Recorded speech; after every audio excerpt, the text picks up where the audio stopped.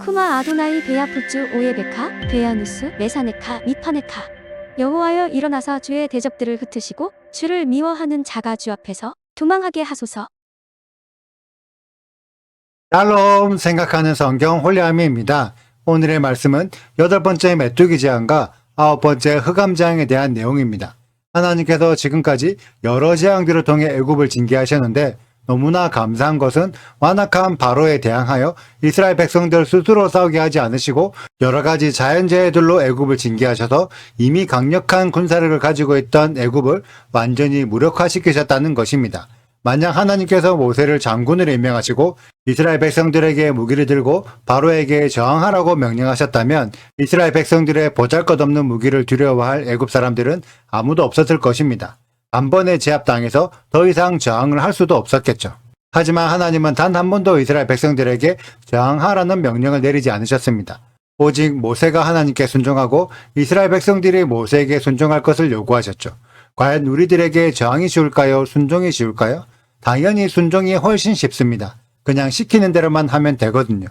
그런데 지금 우리들의 믿음은 어떠한가요? 순종을 하고 있습니까? 저항을 하고 있습니까? 상당수의 신앙인이 자신도 모르는 사이에 하나님께 저항하고 있습니다. 예수님이 십자가에 죽으셨기 때문에 구약보다 신약만 믿으면 되고 하나님의 계명보다 믿음이 더 중요합니다. 그래서 여호와 하나님보다 예수님 하나님을 더 믿고 있는데 참으로 아이러니한 것은 예수님을 믿는다고 말은 하지만 실제의 믿음은 예수님의 말보다 사도 바울의 가르침을 더 따르고 있죠. 그것은 결국 예수님이 아니라 사도 바울을 믿고 있는 것이 아닐까요? 여호와 하나님보다 예수님, 예수님보다 사도 바울을 더 신뢰하고 있는 것이 지금의 교회 믿음이라고 할 수 있습니다. 그래서 자신도 모르는 사이에 하나님께 저항하게 되는 거죠. 그래서 하나님은 그렇게 저항하는 자들에게 더 이상 저항할 엄두도 못 낼 정도로 강력한 재해로 징계하시는데 그 재앙이 메뚜기 재앙과 흑암 재앙입니다. 메뚜기 재앙은 15절에 기록된 것처럼 수많은 메뚜기 떼가 애굽 온 땅을 덮어 우박 재앙 이후로 남아있는 밭의 채소와 나무의 열매까지 몽땅 쓸어버리는 싹쓸이 재앙입니다. 그래서 메뚜기 재앙 이후로 애굽 땅에는 먹을 것이 하나도 남아있지 않게 되죠. 이런 싹쓸이 재앙을 겪은 바로는 16절에서 모래와 아론을 급히 불러 자신의 죄를 고백하고 스스로의 행동을 반성하게 됩니다.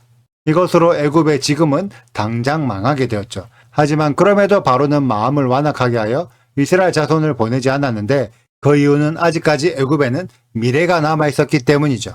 그리고 그 미래를 꺾어버리는 재앙이 바로 흑암 재앙입니다. 지금 당장에는 일시적인 메뚜기 떼로 인해 먹을 것이 하나도 남아있지 않지만 그럼에도 여전히 해와 달이 존재하고 있기 때문에 내년에는 풀들이 다시 자라서 애굽이 정상적으로 돌아갈 것이라고 기대하고 있었습니다. 그러한 미래가 남아있었기 때문에 바로는 계속 완악할 수 있었죠. 그래서 하나님은 바로가 의지하고 있는 해와 달을 가려버려서 완전한 흑암 상태로 만들어버립니다. 하나님께서 해와 달도 주관하고 계심을 보여주므로 바로의 기대를 언제든지 꺾어버릴 수 있음을 보여주신 거죠. 그런데 과연 이 9번째 흑암 재앙이 어떠한 재앙일까요? 일반적인 견해는 하나님께서 창조하실 때 주신 빛을 거두어가는 재앙으로 하늘에 3일 동안 해가 뜨지 않았거나 긴 개기일식으로 일어난 어둡고 춥고 공허한 혼돈의 흑암이 깊은 재앙으로 이해하고 있습니다. 물론 저도 충분히 동의하지만 만약 흑암 재앙이 해가 뜨지 않았거나 개기일식으로 인한 재앙이었다면 고센 땅에도 빛이 없어야 정상입니다. 그런데 23절을 보면 고센 땅에는 빛이 있었다고 기록되어 있기 때문에 흑암 재앙은 전 지구적인 현상이 아니라 애굽에 국한된 제한적인 재앙이라는 것을 알 수 있습니다. 그리고 만약 흑암 재앙이 초자연적인 불가사의한 재앙이었다면 10번째 장자의 재앙보다 더 큰 재앙일 수도 있는데 바로가 여전히 완악한 것을 보면 그러한 초자연적인 재앙이 아닐 수도 있습니다. 그렇다면 어떻게 해야 애굽 땅만 어둡고 고센 땅에는 빛이 있을 수 있을까요?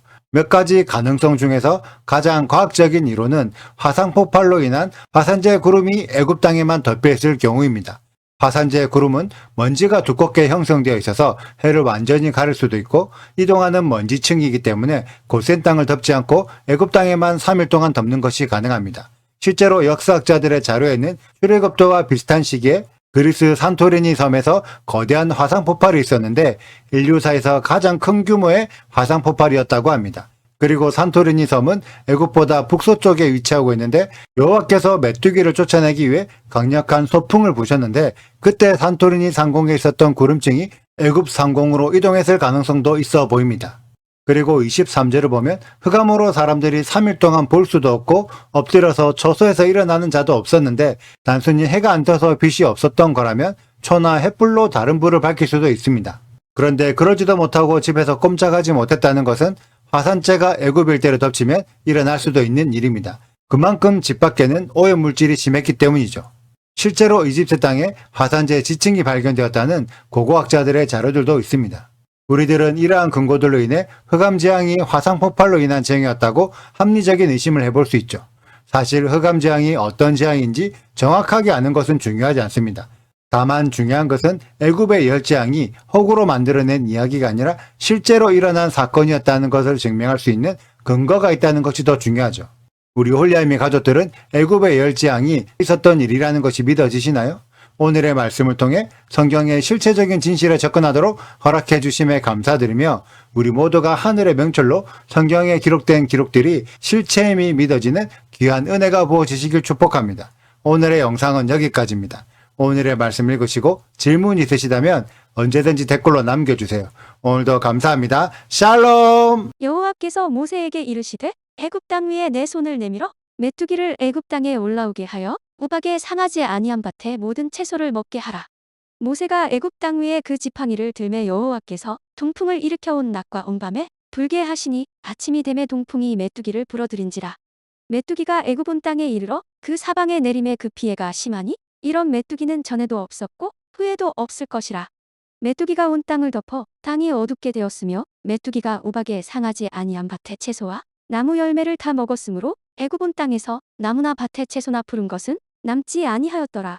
바로가 모세와 아론을 급히 불러 이르되 내가 너희의 하나님 여호와와 너희에게 죄를 지었으니 바라건대 이번만 나의 죄를 용서하고 너희의 하나님 여호와께 구하여 이 죽음만은 내게서 떠나게 하라. 그가 바로에게서 나가서 여호와께 구하매 여호와께서 돌이켜 강렬한 서풍을 불게 하사 메뚜기를 홍해에 몰아넣으시니 애굽 온 땅에 메뚜기가 하나도 남지 아니하니라. 그러나 여호와께서 바로의 마음을 완악하게 하셨으므로 이스라엘 자손을 보내지 아니하였더라. 여호와께서 모세에게 이르시되 하늘을 향하여 내 손을 내밀어 애굽 땅 위에 흑암이 있게 하라. 곧 더듬을 만한 흑암이리라. 모세가 하늘을 향하여 손을 내밀매 캄캄한 흑암이 3일 동안 애굽 온 땅에 있어서 그동안은 사람들이 서로 볼 수 없으며 자기 처소에서 일어나는 자가 없으되 온 이스라엘 자손들이 거주하는 곳에는 빛이 있었더라. 구독과 좋아요를 눌러주세요. 그리고 알림 설정도 해주시고요. 사랑과 관심 부탁드려요.